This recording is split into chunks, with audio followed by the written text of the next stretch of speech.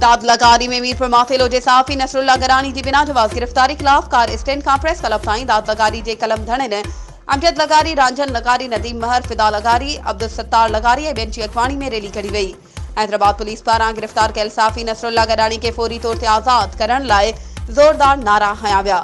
उन मौक़े ते सहाफ़ियुनि चयो त पुलिस हक़ सच जे आवाज़ खे दॿाइण लाइ कलम जो पोरियो कंदड़ सहाफ़ी खे गिरफ़्तार करे लाकअप करे छॾियो आहे।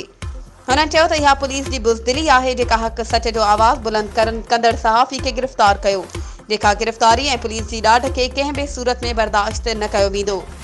हुननि चयो त जेकॾहिं 2 ॾींहनि अंदरि IG सिंध जे हुकुम तहत गिरफ़्तार थियल सहाफ़ी नसरुल्ला गरानी खे आज़ाद न कयो वियो त पूरे पाकिस्तान अंदरि सहाफ़ी तंज़ीमूं सुजाग थींदियूं ऐं एहतिजाजी तहरीकनि जो सिलसिलो जारी रहंदो। वधीक ख़बरूं ऐं अपडेट्स जे लाइ असांजे चैनल खे सब्सक्राइब कयो ऐं हा, बेल आइकन खे प्रेस करणु न विसारिजो त जीअं असांजी हर नई अचण वारी वीडियो तव्हां ताईं पहुची सघे।